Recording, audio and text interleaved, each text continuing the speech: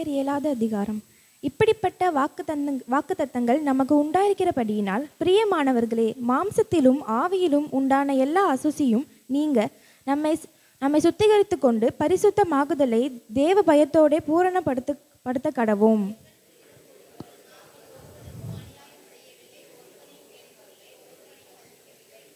உங்களை குற்றவாளிகளாக்கும் பொருட்டாக இப்படி நான் சொல்கிறதில்லை.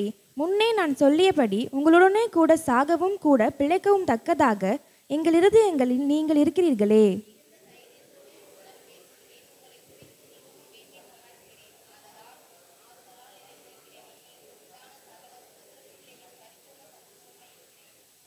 எப்படி என்றால், நாங்கள் மக்கெதோனியா நாட்டிலே வந்தபோது எங்கள் சரீரத்திற்கு இளைப்பாறுதல் ஒன்றுமில்லாமல் எப்பக்கத்திலேயும் உபத்திரவப்பட்டோம். புறம்பே போராட்டங்களும் உள்ளே பயங்களும் இருந்தன.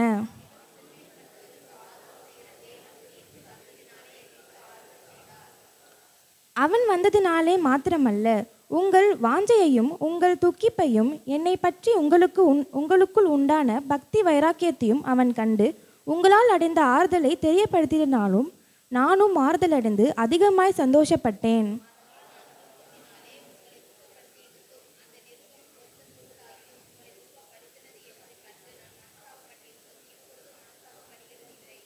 இப்பொழுது சந்தோஷப்படுகிறேன். நீங்கள் துக்கப்பட்டதற்காக அல்ல, மனந்திரும்புவதற்கு ஏதுவாக துக்கப்பட்டதற்காகவே சந்தோஷப்படுகிறேன்.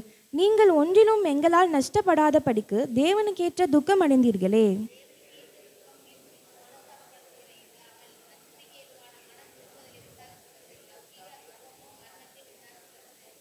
பாருங்கள், நீங்கள் தேவனுக்கேற்ற துக்கம் அடைந்ததுண்டே. அது உங்களிடத்தில் எவ்வளவு ஜாக்கிரதையும், குற்றந்தீர எவ்வளவு நியாயம் சொல்கிறதிலையும், எவ்வளவு வெறுப்பையும், எவ்வளவு பயத்தையும், எவ்வளவு ஆவலையும், எவ்வளவு பக்தி வைராக்கத்தையும், எவ்வளவு கண்டிப்பையும் உண்டாகிற்று. இந்த காரியத்திலே நீங்கள் எல்லா விதத்திலும் உங்களை சுத்தவான்கள் என்று விளங்க பண்ணினீர்கள்.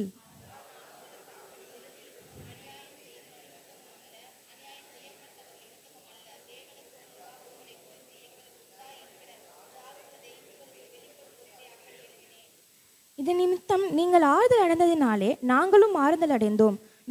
விசேஷமாக தீத்துவினுடைய ஆவி உங்கள் அனைவராலும் ஆறுதல் அடைந்தனாலே அவனுக்கு உண்டான சந்தோஷத்தினால் அதிக சந்தோஷப்பட்டோம்.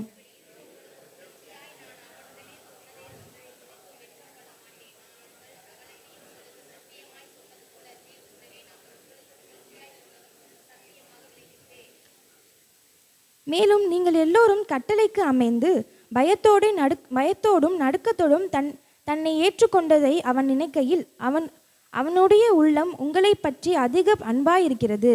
ஆகையால் எல்லா விதத்திலும் உங்களை குறித்து எங்களை திட நம்பிக்கை உண்டாகிறது என்று சந்தோஷப்படுகிறேன்.